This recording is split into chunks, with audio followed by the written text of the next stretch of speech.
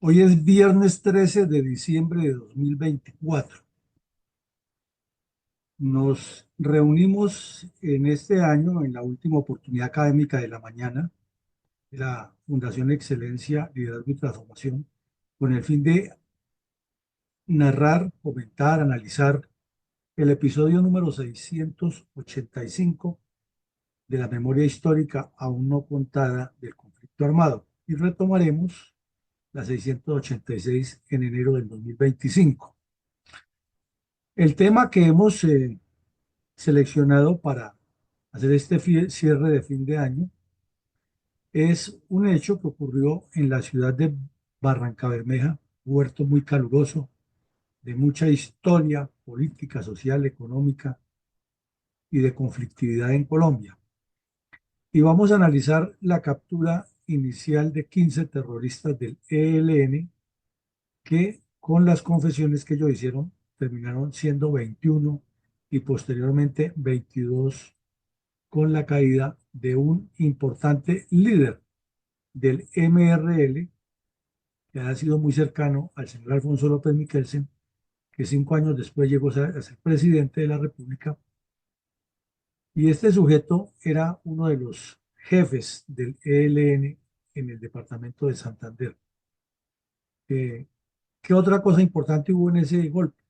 Que fue contra las cuadrillas urbanas que apoyaban al grupo terrorista que dirigía otro criminal muy conocido y que se hizo muy famoso en los medios de comunicación y que le dieron demasiado despliegue, que fue Ricardo Lara Parada.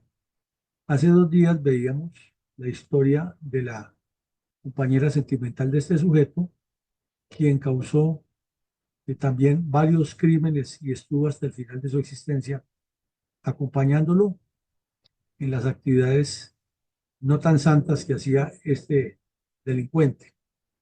Mm, El golpe fue muy oportuno, desenmadejó una gran cantidad de actividades urbanas, pero el ELN ya era un pulpo, una hidra de varias cabezas, y así se golpeara en un lado, sobrevivía en otro, y era constante la actividad delincuencial. Habida cuenta que el mismo día que se estaba produciendo la captura de 15 terroristas en Barrancabermeja, que como ya dijimos, se convirtió en 21 y luego en 22, también el ELN y las FARC estaban implicados en los secuestros de los aviones que a menudo eran desviados a Cuba. Uno de ellos, que de acuerdo con el testimonio de una joven piqueteadora, había sido desviado por el propio tiro fijo. Después el DAS salió a declarar que no era así y siempre persistió la duda. Entonces vemos que el ELN para el momento ya era una ira de mil cabezas, como lo es ahora, y eso ha hecho difícil que se pueda combatir este grupo terrorista por las complicidades que tiene en sectores de la iglesia, sectores sindicales, sectores del magisterio, sectores estudiantiles y nexos internacionales, como ellos mismos lo confesaron para esos años, con grupos terroristas como los Tucumaros de Uruguay, los Montoneros de Argentina, Bandera Roja de Venezuela, y las narcodictaduras de Cuba, Nicaragua y otras. Adelante, mi coronel.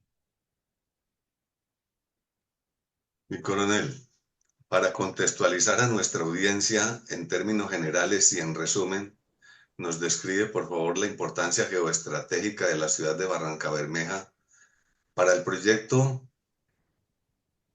en desarrollo de los productos subversivos contra Colombia instigados por el Partido Comunista y sus cuadrillas armadas, en este caso del ELN. Mi coronel, es que hablar de la conflictividad en Barrancabermeja en el último siglo es prácticamente hablar de la historia del ELN y de la presencia de este grupo criminal en la fenomenología social, política, económica, cultural y de violencia que se ha arraigado en el puerto petrolero. Y al tocar ese tema, pues necesariamente tenemos que ir a la geografía, a los recursos y a los seres humanos. O sea, sería hacer una combinación de geopolítica, geoeconomía, aspectos geohumanos y aspectos geoestratégicos. ¿Por qué? Miremos el mapa que tenemos en en la parte superior de las dos infografías, a la derecha, a la izquierda en el de la izquierda y a la derecha en el de la derecha. En ambos lados se resalta con color rojo el territorio ocupado por el departamento de Santander y se evidencia a leguas que por su ubicación geoestratégica este departamento es punto de cruce entre varias culturas, entre varias formas de vida y entre varias estructuras geográficas. ¿Por qué? Miremos en este mapa o de detalle. Geográfica, porque está 40% al occidente sobre una margen semiplana y plana al llegar al descenso completo sobre el valle del Río Grande de la Magdalena que atraviesa Colombia de sur a norte. Segundo, porque el 60% del departamento está anclado dentro de la cordillera oriental. Al tener esas dos características permite o cruzar hacia el occidente de Antioquia y llegar a la cordillera central, o llegar al nordeste antioqueño a una zona que es minera, rica en oro fundamentalmente, o llegar al sur del departamento de Antioquia, donde se cruzan o entrecruzan Caldas, Cundinamarca y Boyacá, formando la Gran Depresión del Magdalena Medio, que es un valle muy rico en ganadería, o cruzar un poco hacia el suroeste y meterse en la zona minera de Coscuez, Borbur, Otanche, y cruzar un pequeño tramo y esté en el norte de Cundinamarca, en una zona que es una despensa agrícola. En sí, el departamento de Santander es una despensa agrícola, especialmente su zona andina. Entonces, lo que hay en Cundinamarca y Boyacá, pues es la continuación de la cordillera hacia el sur.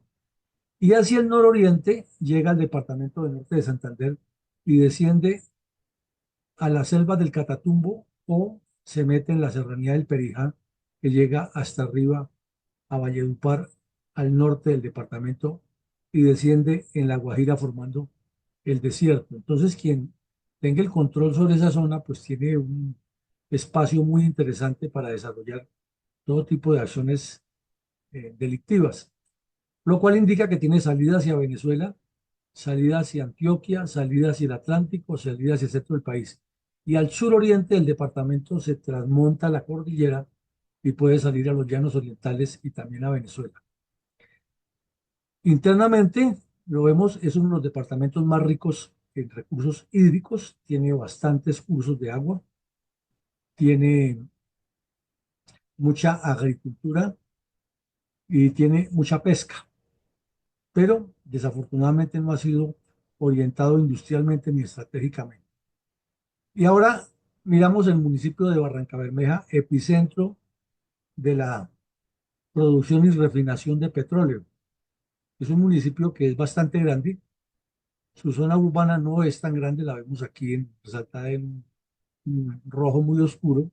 En cambio, su zona rural es bien grande y abarca todo el centro occidente del departamento sobre la margen del río Grande de la Magdalena y desciende eh, hacia el oriente o asciende mejor, hacia el oriente, hacia las zonas semiquebradas del municipio de San Vicente de Chucurí, donde lo hemos analizado varias veces, hay mucha historia.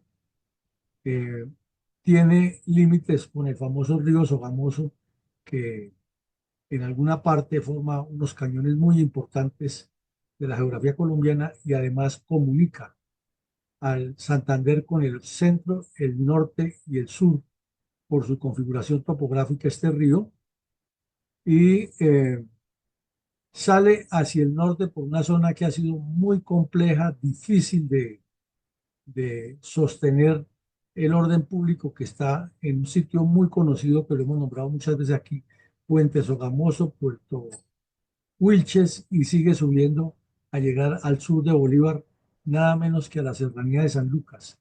Entonces, como epicentro urbano fundamental para cualquier organización, debido a que el sindicalismo desde los años 20 ha crecido fuertemente allí por la industria petrolera.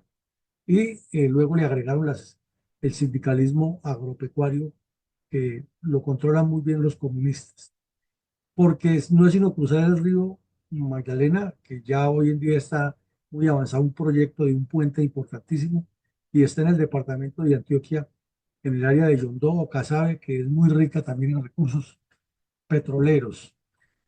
O porque si baja por el Magdalena hacia el sur, está en Cundinamarca, y porque es un departamento que ha tenido más o menos un buen desarrollo de carreteras, inclusive parece que en algunos sectores mejores que las de Antioquia y otros departamentos. Eh, Me refiero a carreteras terciarias, a unidad de sectores suburbanos. Y porque la producción agropecuaria de este departamento es importante en el impacto positivo en la economía nacional, tanto hacia la costa atlántica como el interior del país.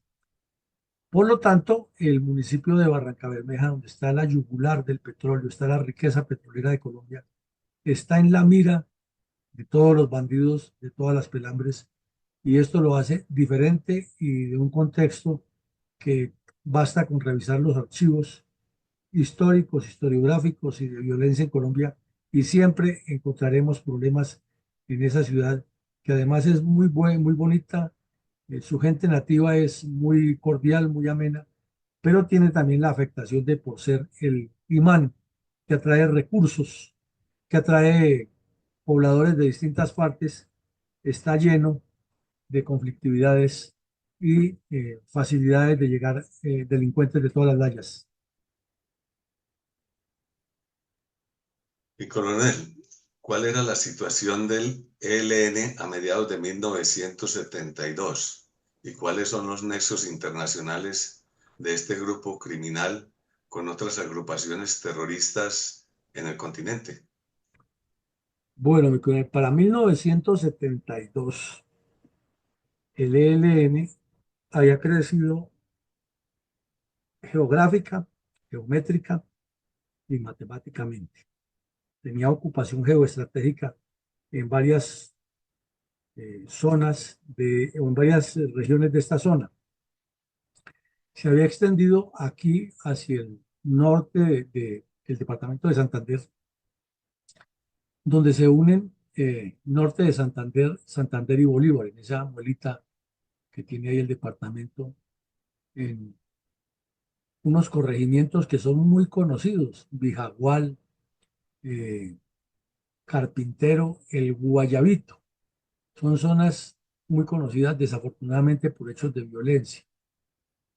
Y allí también está el departamento del Cesar, o sea, es un sector supremamente importante desde el orden geoestratégico para el desarrollo del proyecto, ya que afecta de entrada más o menos a 5 departamentos, incluido el nordeste de Antioquia, y proyección hacia Sucre y Bolívar por las Mojanas, Sucre y Atlántico y Bolívar por las Mojanas. Entonces, en esa zona, el ELN ya había avanzado bastante, le ha convertido en su retaguardia estratégica, especialmente por la serranía de San Lucas, que es una formación independiente a las dos cordilleras, a la oriental y a la central, que está más o menos aquí donde estoy mostrando en el cursor, que para el ELN la convirtieron en un idilio romántico, una imaginación de hacer de esa zona el símil de la Sierra Nevada, de la Sierra Maestra en Cuba, para lanzar desde ahí la revolución armada. Y al mirar geoestratégicamente a la Sierra Maestra, la Sierra de San Lucas, pues es que tiene salida hacia los 4 puntos cardinales y afecta a una gran cantidad de centros urbanos y de poblaciones rurales en la región. También se hayan enfocado en una construcción urbana muy importante en Barrancabermeja, habida cuenta que el sindicato petrolero les daba mucho albergue, y que no muy lejos de allí, aquí en la capital departamental, en Bucaramanga, funciona la Universidad Industrial de Santander, que tiene varias facultades, pero que siempre la joya de la corona académica de esa universidad ha sido la Facultad de Ingeniería de Petróleos, infiltrada hasta los tuétanos por los comunistas y no hay una sola promoción de ingenieros de esa universidad en que no haya uno o dos o cinco o tres o cuatro, pero siempre hay bandidos del ELN que se forman allí como ingenieros petroleros y luego terminan en las cuadrillas de ideólogos y son los que dirigen la destrucción a la infraestructura petrolera, son los que organizan los secuestros, los atentados terroristas, porque además el sindicato de la Unión Sindical Obrera, que está asentado en Barranca Bermeja, tiene una ligazón directa y eso no lo pueden negar porque los documentos y los testimonios de los bandidos siempre han sido eso. Es una concha que tienen allí, un núcleo, una cuna de formación de bandidos del ELN dentro del sindicato. Y claro, cuando se les dice públicamente arman el escándalo y ponen denuncias, pero siempre se demuestra que es la verdad. Han estado infiltrados por el ELN desde hace muchos años ese sindicato.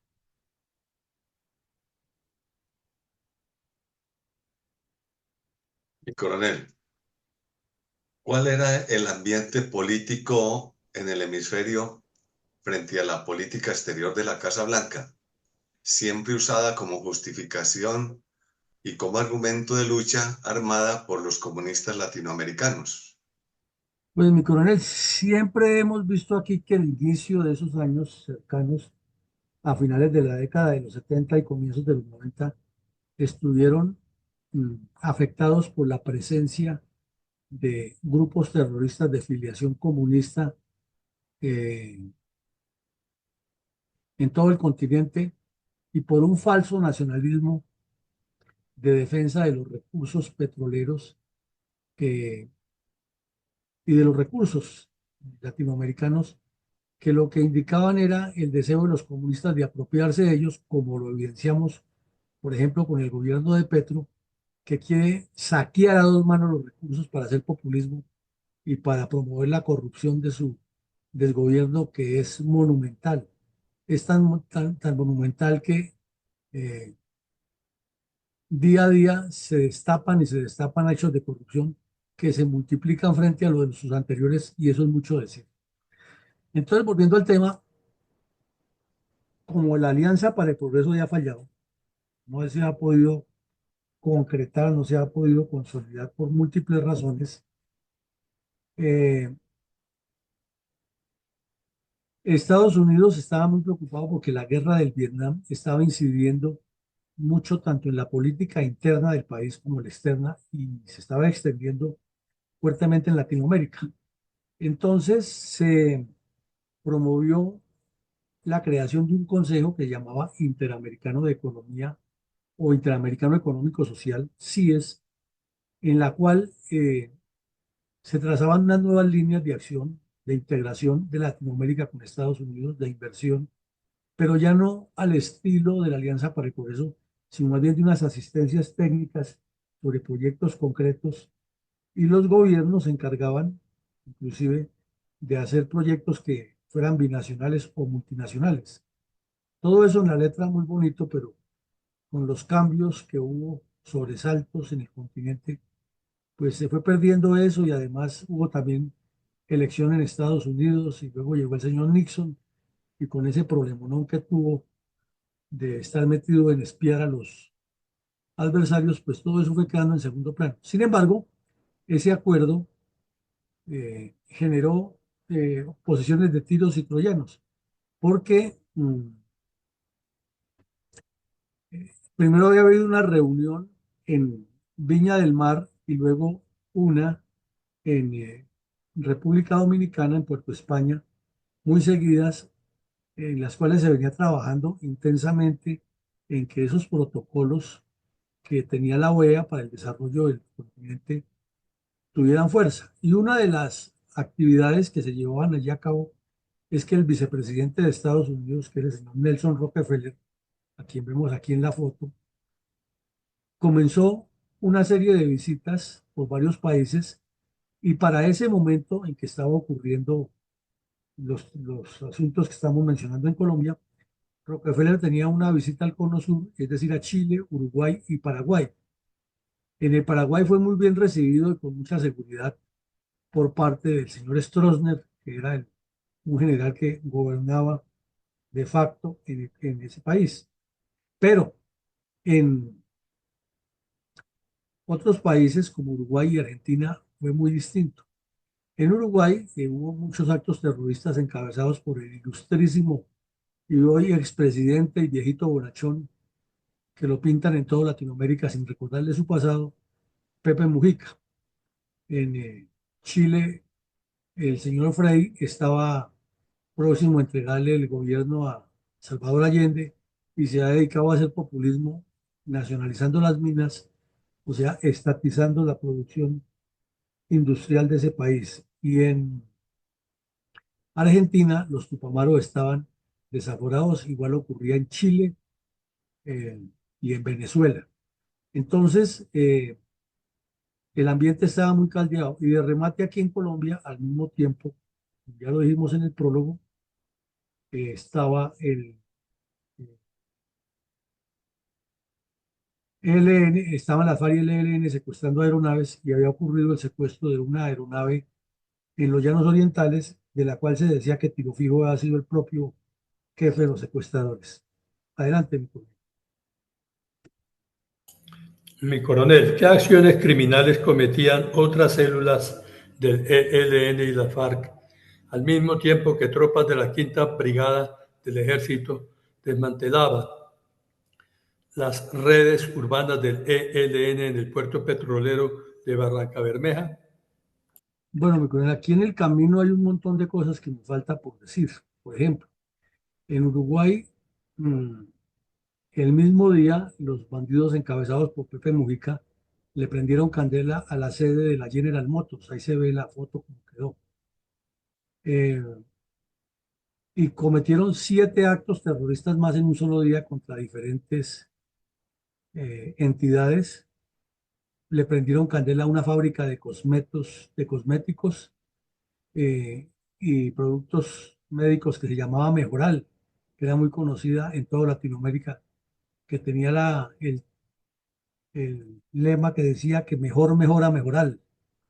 Era muy conocida, eran como las aspirinas de esa época, porque era una empresa que tenía sede en Nueva York. Y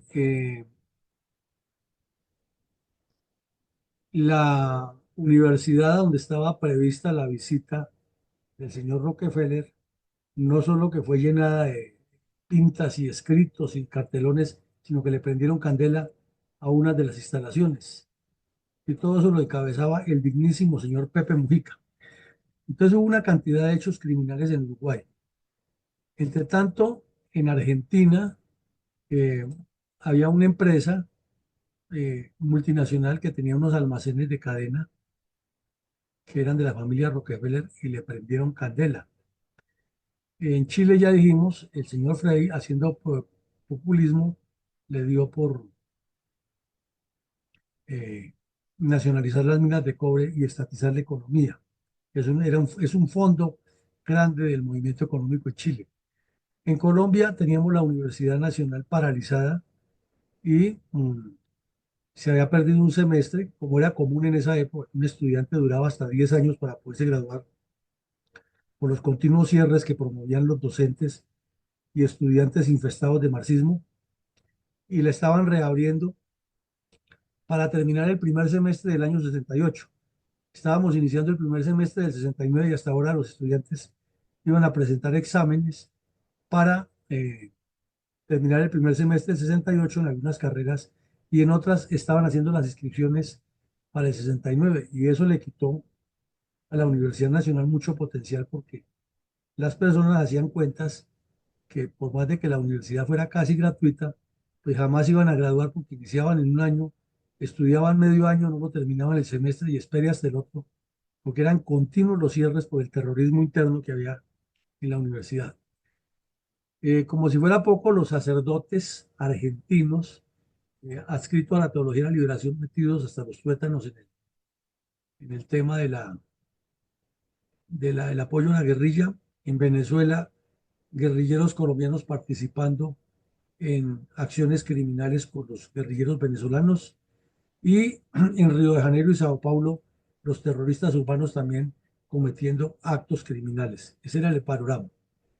Entonces, mientras todo eso pasaba, aquí en Colombia teníamos, además de los problemas normales de violencia, es que el- la Guardia Venezolana abusaba de los pobladores fronterizos. Aquí vemos al teniente coronel Miguel Vega Uribe con el entonces gobernador de el departamento de Norte de Santander, Argelino Durán Quintero, visitando la población fronteriza de Río de Oro, a donde los militares venezolanos se habían metido violando la soberanía nacional y han iniciado una persecución de un delincuente que asesinaba a otro en Venezuela y al parecer se había escondido en Colombia y vinieron y maltrataron a todo el mundo buscando capturarlo y allá llegó el, el comandante del grupo Masa, que era el coronel Vega Uribe, y el señor Argelino Durán Quintero a hablar con la comunidad,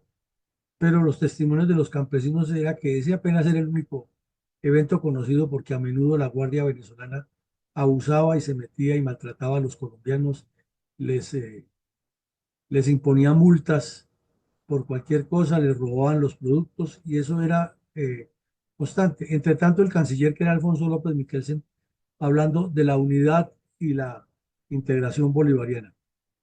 Entonces, eran muchos los hechos que ocurrían en ese momento en el país. ¿En qué consistió la oleada terrorista encabezada por Pepe Mujica en Uruguay, con ocasión del anuncio de la visita del vicepresidente de Estados Unidos, Nelson Rockefeller? Eh, la oleada terrorista que organizó Pepe Mujica en el Uruguay fue coordinada por los partidos comunistas. No tenían email ni fax, pero sí tenían el telex. Y por los teles ya tenían coordinadas una cantidad de actividades y además viajaban por todo el continente estos delincuentes reuniéndose. Y así, en el mismo momento en que se reunía la CIES, por ejemplo, en Punta del Este o en Santiago de Chile o en Puerto España, ellos se reunían también, los delegados del comunismo internacional, y acordaban los hechos criminales como en efecto sucedía. Entonces ya tenían como una línea de acción, un eje de acción. Y la visita de Rockefeller, que por ser descendiente de uno de los magnates más grandes que ha tenido Estados Unidos, no tanto como lo pintan, porque en Estados Unidos ha habido gente mucho más millonaria que Rockefeller, pero pues él se hizo más famoso por sus donaciones y por su torre Rockefeller en Nueva York y haber promovido el arte, inclusive dándole mucha participación a los comunistas en Latinoamérica, pues se le mira como el símbolo del capitalismo estadounidense cuando no lo es. Sí es una familia que tiene muchos recursos, pero no es la que tiene más. Solo que como lo hizo fundamentalmente en la industria petrolera, pues lo pusieron como el ejemplo. Entonces, el señor Nelson Rockefeller era el vicepresidente de Estados Unidos en ese momento y eh, andaba en campaña política a ver si él era el sucesor de su antecesor, de Lyndon Johnson, pero no calaba ni en la opinión pública estadounidense ni en la latinoamericana menos, y los comunistas encontraron como caballito de batalla causar todo ese tipo de violencia y de paros y de protestas por la visita de Rockefeller. Y el Uruguay fue el modelo de lo que ocurrió en ese momento. ¿Cuál fue la conducta de los terroristas argentinos del grupo Montoneros respecto a la misma visita? Como ya lo dijimos, la familia Rockefeller era propietaria de una cadena de supermercados que hacía las maquilas o daba las posibilidades de que en los distintos países se hicieran esos aspectos subsidiarios solamente con el nombre del supermercado. Las autonomías eran locales. Entonces, inmediatamente los argentinos comunistas tildaban a las familias argentinas que utilizaban el nombre de la marca de esos supermercados como miembros de las élites que oprimían al país y los montoneros, que eran otro grupo terrorista muy lleno de crímenes en la Argentina, de los cuales salieron los esposos Kirchner en esa época, que eran jóvenes, que participaban en actos terroristas eh, y que decían seguir los ideales de el general Juan Domingo Perón. Participaron en muchos actos, como ya dijimos, de destrucción de esos establecimientos, de secuestros a los dueños de los supermercados, de una combinación de estudiantes y obreros en manifestaciones permanentes contra la Embajada de Estados Unidos, quemaban banderas y les era muy común el estribillo de la canción Los Americanos del señor Piero, que además tenía cuatro ventrículas izquierdas y cuatro aurículas izquierdas en el corazón. Escribía con la mano izquierda y miraba por el ojo izquierdo y cantaba por el lado izquierdo de la boca. Respiraba con la nariz del lado izquierdo. Entonces, la música de Piero era un elemento que impulsaba a todos estos delincuentes a destruir a la Argentina. ¿Cuál era la conducta del presidente izquierdista Eduardo Frei, quien abrió el camino para la llegada de Allende al poder? Pues Chile tenía conflictos, así como hemos visto que sucede en Barranca Bermeja con el petróleo. El cobre ha sido un tema conflictivo en Chile de toda la vida, porque los sindicatos se han infiltrado en las minas de cobre, porque han promovido que eso se nacionalice, que no lo tiene que manejar ninguna empresa privada, que el Estado no puede ceder contratación, etcétera. Y en ese momento, que Chile ya venía en una conflictividad grande, que el comunismo estaba creciendo, como nos lo ha contado nuestro amigo Freddy Blanc, de la fuerza que ha alcanzado en cierto momento del comunismo en Chile, pues promovieron el desorden dentro del país y obligó al señor Freddy, que también era medio izquierdoso, era una especie de Alfonso López chileno, y él optó por cederle a las ambiciones de los terroristas y terminaron por nacionalizar las minas de Chile, las minas de cobre en Chile, lo cual pues fue una apertura a que el comunismo se sintiera más empoderado e incidió muchísimo en las votaciones para elegir al señor Salvador Allende, que ya sabemos de su orientación, de sus inclinaciones, y que el primer acto de gobierno fue llevar a Fidel Castro a que gobernara Chile 3 meses, algo que es inaudito y que pasa como una vergüenza para Chile y para los países latinoamericanos, que un terrorista cubano de una isla pequeña fuera a gobernar o a cogobernar una gran nación como es Chile. Mi coronel, para la época, ¿cuál era la convulsa situación por la infiltración hasta la médula universal de la médula de la Universidad Nacional en Colombia? Que había células que las llamaban camilistas y otras células que eran de las FARC y había otros grupos como el EPL que buscaban infiltrarse dentro de la Universidad Nacional.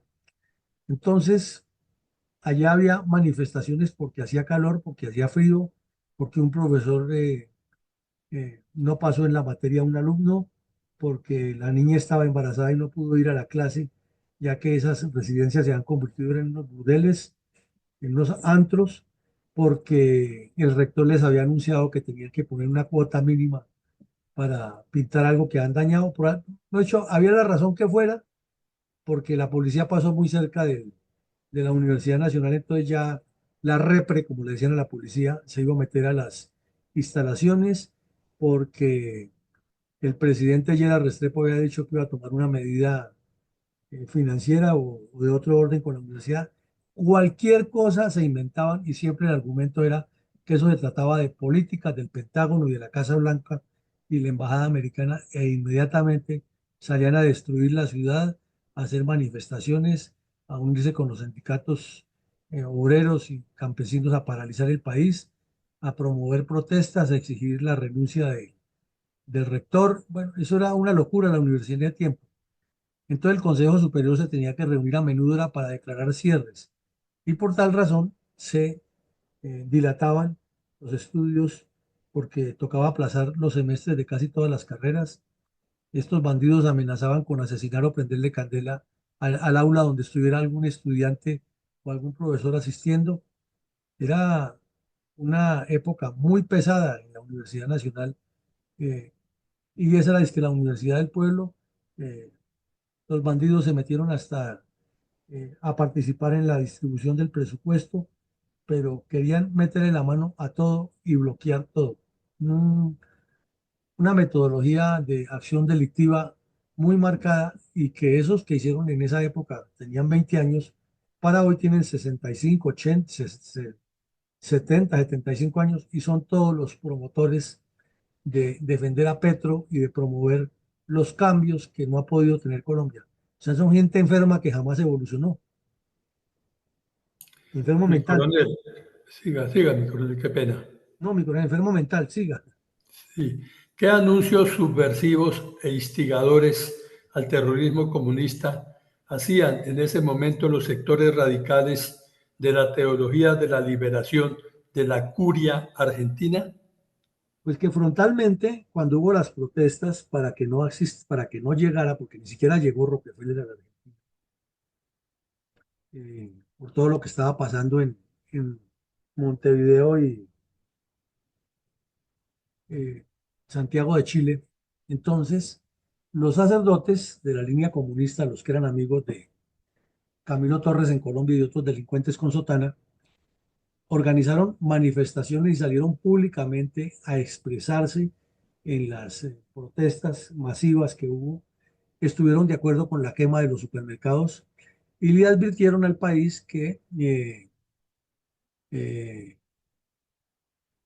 ellos estarían presentes en todas las movilizaciones sociales y de protesta. E inclusive, pues el gobierno argentino dijo en ese momento que unos actos terroristas que había habido en la ciudad de Córdoba habían sido promovidos por terroristas extranjeros, y los curas de la iglesia dijeron: ¿cuáles terroristas extranjeros? Somos nosotros, el pueblo argentino, que estamos en contra de eso. O sea, además de cínicos, incitaban a la violencia, y la justicia nunca los procesó. Y de ahí sale el actual Papa Francisco. Entonces ya sabemos los orígenes de todo este problema en Latinoamérica, cómo van teniendo nexos y se van juntando unos con otros. Mi coronel, ¿cuál era la conducta de los terroristas brasileños de filiación comunista? Ellos estaban en la misma línea, y entonces seguían las líneas de un terrorista que escribió un libro que llama El Manual del Guerrillero, Carlos Marighella, que es un terrorista urbano que se volvió muy experto en acciones criminales y elaboró un manual que se volvió texto de doctrina para los terroristas del M-19 en Colombia, Tupamaros en Uruguay, bueno, Manuel Patriótico, Frente Patriótico Manuel Rodríguez en Chile, Montoneros en Argentina, Sendero Luminoso en el Perú. Ese libro o ese pasquín fue el documento referente para los terroristas urbanos, y ahí enseñaba cómo armar bombas. Y en Sao Paulo, un grupo de 15 terroristas asaltaron un cuartel de policía, y aterrense ustedes quién participó ahí en el asalto: la ilustrísima expresidente de Brasil, Dilma Rousseff, amiguísima de Lula da Silva. Y Lula da Silva, para la época, era uno de los dirigentes sindicales que más apoyaba el terrorismo. Entonces, como ustedes ven, por no actuar a tiempo, no haber encarcelado a esos bandidos y no haberlos sacado de la línea política, todos fueron llegando paulatinamente al poder. Mujica en Uruguay, Petro en Colombia, los Kirchner en Argentina, Lula y Dilma en el Brasil, y así seguimos. Entonces, nada de raro que dentro de poco el Tornillo Lozada y Timochenko también sean presidentes de Colombia. Adelante, mi coronel. Mi coronel, ¿qué otras noticias de orden público acaparaban la atención de los colombianos en ese momento?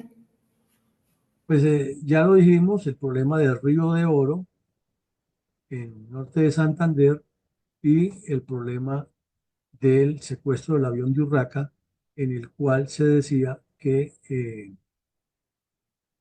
Tiro Fijo había viajado a Cuba, pero que luego el DAS lo desmintió y quedó eso que sí, en que no, que en casa mando yo.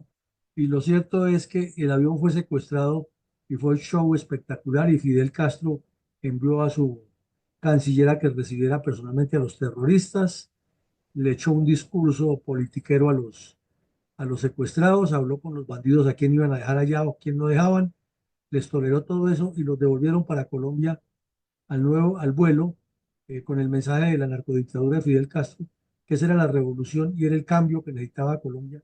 Y el señor Alfonso López, que era el canciller, que ha sido muy amigo del ELN, haciéndose el de la vista gorda y diciendo que Cuba, como lo vimos aquí, era el país ejemplo en el desarrollo, tanto en el campo como en las políticas de avanzada. Es todo eso increíble, pero es la historia de lo que nos ha pasado. ¿Qué instrucciones dio el Vaticano a la Curia Católica Europea en torno a la selección de sacerdotes que fueran enviados a Latinoamérica y por qué? Resulta que como había ocurrido ya el problema tan grave del Colegio Marymount, que eso fue a comienzos de ese año 69 también, y era evidente que la curia comunista o el sector comunista de la curia europea, con el cuento de los sacerdotes obreros y los sacerdotes del pueblo, y la unidad y la nueva alianza y la transformación y una cantidad de medidas que tomaron de orden netamente marxista. Inclusive se tenía pruebas de la relación de sacerdotes católicos en Europa con el grupo ETA, que eran los mismos que tenían relaciones aquí con el ELN en Colombia y con otros grupos terroristas en el continente. Entonces el Vaticano se manifestó públicamente con un comunicado grande en el cual dijo que ellos iban a ordenarle a los encargados de seleccionar los sacerdotes que venían a Latinoamérica a evangelizar ciertas líneas de comportamiento y ciertas metodologías de mm, comportamiento y conducta. Pero esas líneas, si uno las lee, se van por las ramas, se quedan mucho en lo filosófico, en lo soñador, pero no en lo concreto, porque no va al fondo del asunto, que es investigar los antecedentes a cada uno de estos sujetos, ni hacer una averiguación a fondo de cuál era su real comportamiento, habida cuenta que unos se tapaban con otros y quien tenía que dar el concepto de el sacerdote que enviaban, pues era el obispo que lo estaba enviando y que tenía dos formas de ser, o por quitárselo de encima para que no le metiera el comunismo allá, o por el contrario, porque él también era comunista y le estaba cumpliendo, era una tarea. Entonces, ese anuncio estrambótico del Vaticano se quedó en veremos, porque aquí a Colombia siguieron llegando sacerdotes terroristas españoles y religiosas de varios países, todas untadas hasta los tuétanos con el comunismo.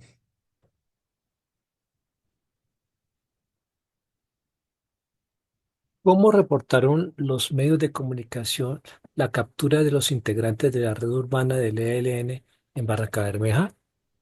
Bueno, como vemos, para llegar a este punto hemos hecho un trasiego continental, un trasiego nacional y una ambientación de hechos que nos demuestran que lo que estaba sucediendo con el ELN en Barranca Bermeja ni era aislado, ni era circunstancial, ni era producto del azar, sino que era todo un engranaje en que el comunismo internacional estaba dedicado a trabajar la destrucción de varios países al tiempo que tenían un cordón umbilical, unas líneas de comunicación permanentes que sus jefes, escudados en actividades lícitas como son la actividad sindical, podían viajar en el continente, que aprovechaban los eventos multilaterales de la OEA y la situación de la guerra en Vietnam, que había ocurrido la primavera de París del 68, que ha sacudido hasta la médula la estructura política europea, y que aquí en Colombia nos acercábamos a las elecciones del 70, que fueron tan complejas, y en Chile estaban ganando los comunistas. O sea, es un conjunto, y eso daba como un ambiente daba como resultado un ambiente eh, en el que múltiples factores se juntaban para hacerle daño a Colombia. Entonces, en Barranca Bermeja había crecido mucho la actividad de apoyo urbano de redes urbanas del ELN, dirigidas todas por Ricardo Lara Parada, que como sabemos era un estudiante de un centro educativo Barranca Bermeja que había ido a Bucaramanga a estudiar ingeniería de petróleos y ahí se ha vuelto bandido del ELN y se ha dedicado a destruir eh, la riqueza y a destruir el desarrollo con sus grupos armados del ELN en la zona. Entonces se hizo una operación, la hizo el Batallón Bogotá, que estaba adscrito a la Quinta Brigada, a- o en apoyo de esa brigada en operaciones, y se capturaron 15 terroristas en un solo golpe. Esos 15 terroristas, había varios funcionarios oficiales, entre ellos empleados del acueducto y el matadero, que eran miembros de las redes urbanas, y cuando el ejército les cayó al sitio donde estaban reunidos, pudo capturar a varios de ellos, otros escaparon, y quedó plenamente comprobado que en un vehículo oficial de la alcaldía fue sacado Lara Parada, que estaba en el sitio, eh, y se salvó de ser capturado. Mm, Las informaciones que ellos dieron inicialmente, pues llevaron a las autoridades a confirmar unos datos que ya se tenían de estos delincuentes y otros que fueron nuevos para la inteligencia militar y para continuar en operaciones sostenidas en varios municipios de Santander y de otras partes del país. ¿Resultó nuevamente el MRL relacionado con el grupo terrorista? Sí, resulta que 2 días después de ese golpe cayeron otros bandidos del ELN, terroristas que promovían el crimen y el reclutamiento de jóvenes. Y por ejemplo, cayó un delincuente de nombre de Juan José Serrano, que era uno de los directivos del INDERENA, que era el Instituto de Desarrollo de Recursos Naturales para el departamento de Santander, con área de trabajo en esa zona. También cayó el secretario del juzgado tercero municipal de Barranca. Entonces, ustedes imagínense, los bandidos estaban al día de todos los procesos que ellos tenían en los juzgados, porque ahí tenían gente infiltrada. También cayó otro empleado del Inderena, que era funcionario de bajo nivel. Eh, Cayó también un maestro de obra, que era un obrero común y corriente, un albañil que hacía parte del ELN y estaba reclutando jóvenes albañiles para formar sindicatos de protesta. Eh, También cayó la esposa de uno de estos bandidos, eh, un estudiante del Colegio El Cerro de Barranca Bermeja, el mayordomo de una finca que era el que le servía de informante para secuestrar a finqueros que viajaban por la zona, eh, una señora de nombre Débora Gómez, que era empleada doméstica y trabajaba haciendo el aseo a las casas de los altos funcionarios de Ecopetrol. Eh, Otra señora que era empleada en una finca y la tenían de informante de va y viene un correvedile. Eh, Otra señora que era empleada de un supermercado muy grande, un granero que había, se llamaba el Granero Popular, en el centro de Barranca Bermeja, y allí era donde los bandidos se abastecían, y ella era la encargada de eh, organizar las remesas y enviárselas dentro de los pedidos que se hacían para diferentes zonas. Eh, Más empleadas domésticas trabajando en la sede del petrolera y otro administrador de finca. En total llegaron a 21 personas, pero como la pregunta suya es si el MRL estaba metido, claro que estaba metido. Resulta que el excontralor del departamento y que en un tiempo fue el abogado apoderado del Sindicato de Trabajadores Petroleros del Abuso. Era un tipo muy belicoso, muy conocido además, el abogado Pedro Ardila Beltrán. Ese era otro bandido. Ese había sido uno de los activistas más grandes de Alfonso López cuando Alfonso López unió a los comunistas con los liberales en el MRL, y este delincuente fue candidato a la Cámara inclusive por el departamento de Santander, y estuvo también con Jacobo Arenas haciendo política abierta antes de que Jacobo Arenas se fuera para el monte. Y en medio de las investigaciones se le dictó orden de captura porque se comprobó que él era el representante legal y el que les daba las instrucciones jurídicas a todos esos delincuentes que acabamos de nombrar para que supieran eludir la responsabilidad ante la justicia, y era el que asumía la defensa. Era otra especie de Eduardo Umaña Luna. Entonces, ahí tenemos que el MRL también ha estado untado con el terrorismo comunista, y que el señor Alfonso López en ese momento era el canciller y sabía que esos han sido sus militantes y los que lo han apoyado. Entonces ahora lo que se le ha pasado diciendo en los foros nacionales e internacionales era que la narcodictadura cubana era el ejemplo de desarrollo y de luchas populares y de acciones transformadoras. Adelante, mi coronel.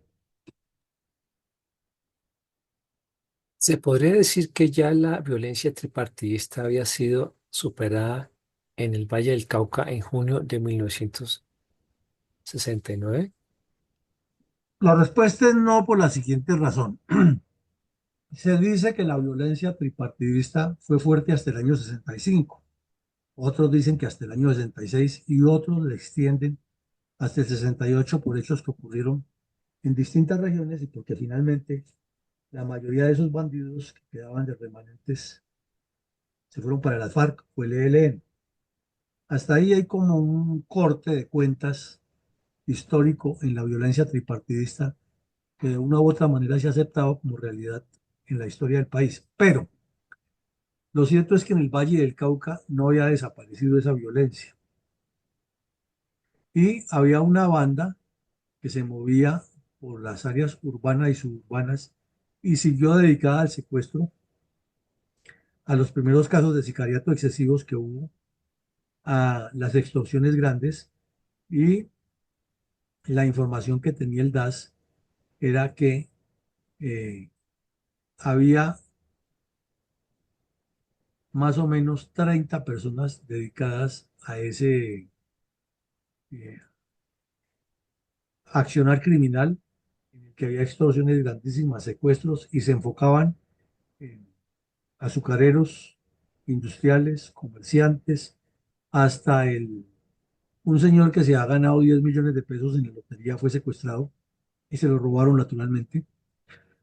Pero el caso más insólito es que había un delincuente de origen costeño, le decían Pájaro Verde, que dejó historia en el Valle del Cauca, igual a los que hemos visto aquí de otros, como el tal Capitán Tranquilo, el Capitán Veneno.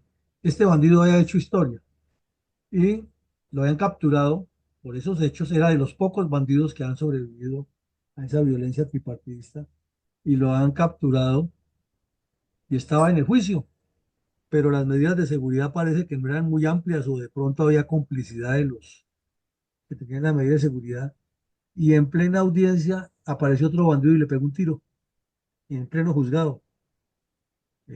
Era una persona que estaba entrenada porque le hizo un solo disparo y se lo pegó en la cabeza.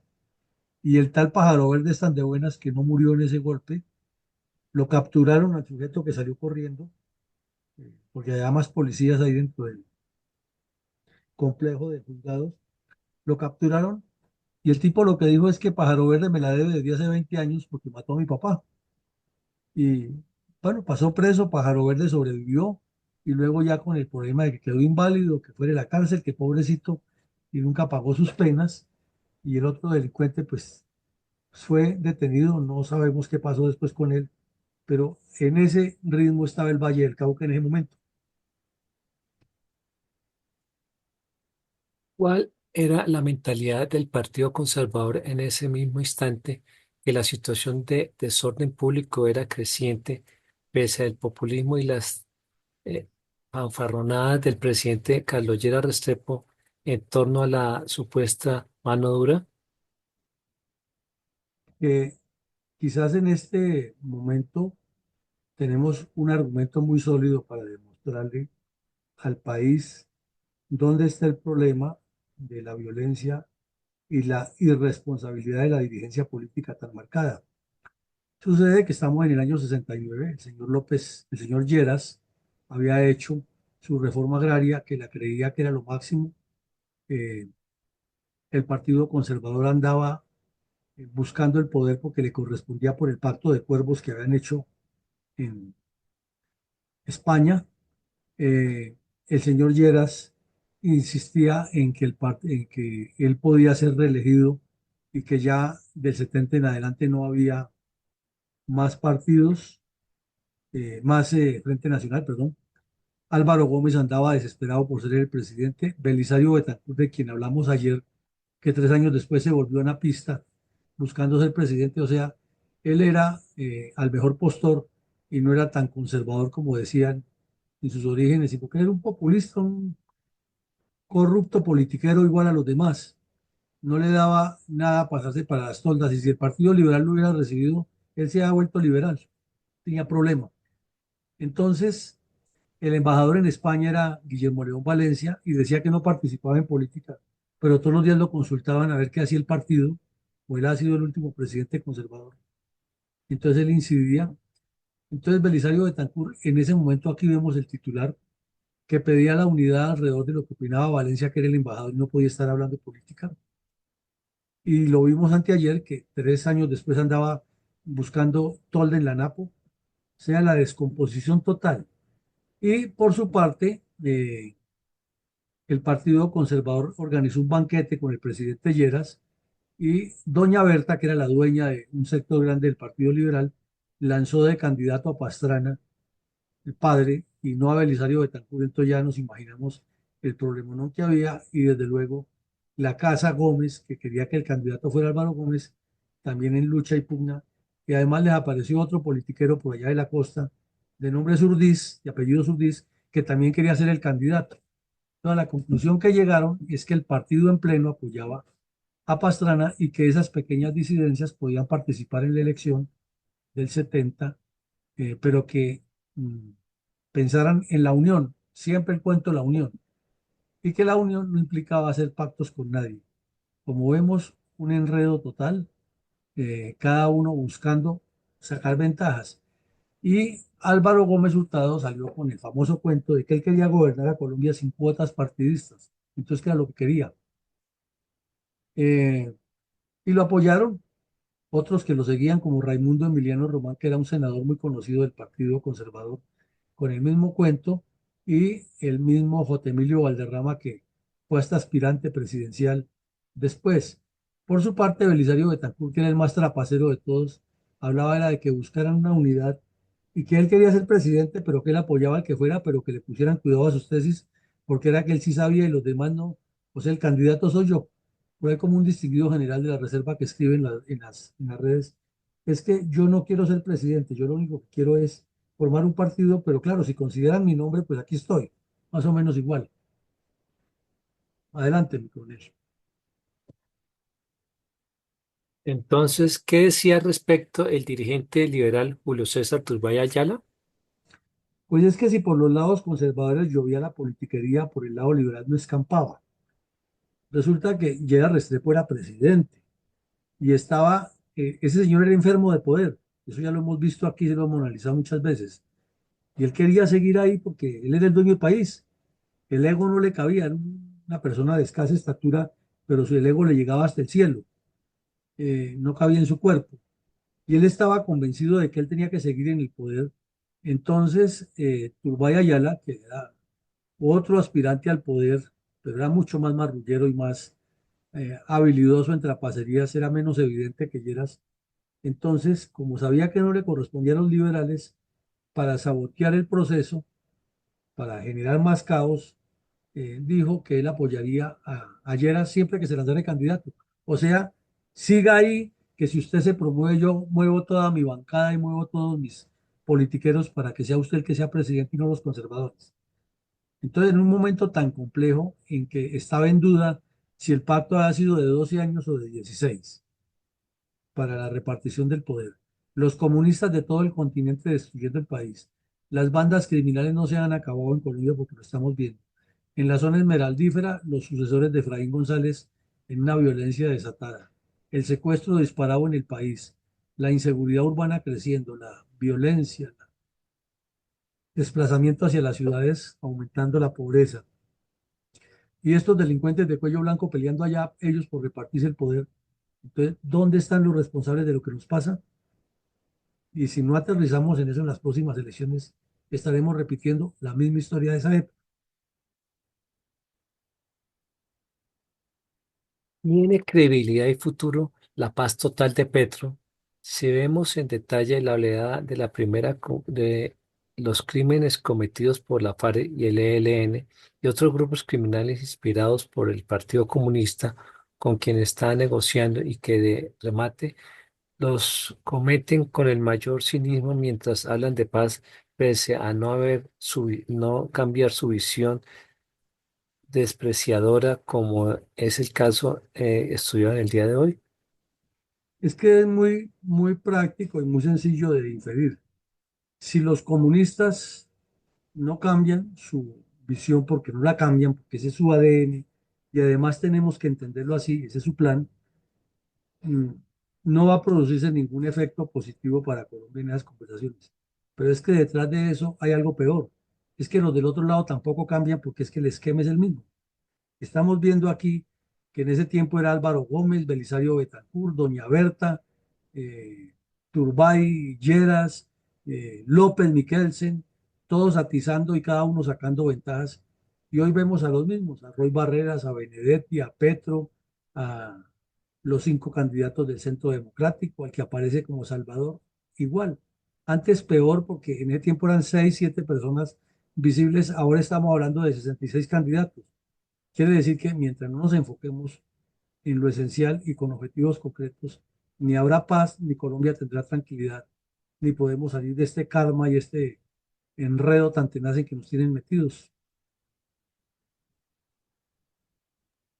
Escuchemos con reverencia un minuto de silencio en homenaje a la memoria de los soldados, policías y demás colombianos asesinados por el narcoterrorismo comunista contra sus consuetudinarias víctimas, especialmente los crímenes cometidos por el ELN contra la especie humana.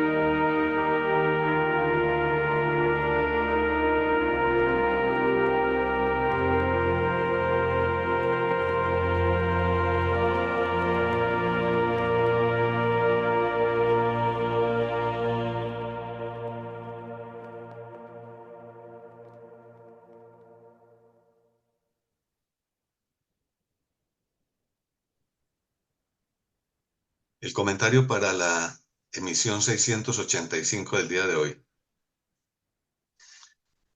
El surgimiento del grupo terrorista del ELN, con el apoyo ideológico y económico del comunismo chino, ha sido una gran tragedia para el pueblo colombiano, que ha causado miles de víctimas durante sus más de 50 años de acciones criminales.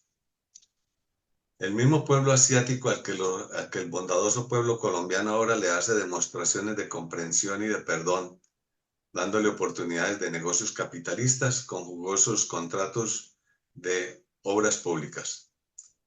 Como si no existiera un doloroso pasado de relaciones clandestinas y agresivas contra el pueblo colombiano por medio de este grupo insurgente. Y lo paradójico también de este caso es la combinación de ideologías opuestas, como lo son los marxistas de naturaleza eminentemente ateas y materialistas, con doctrinas cristianas de fundamentos teológicos espiritualistas.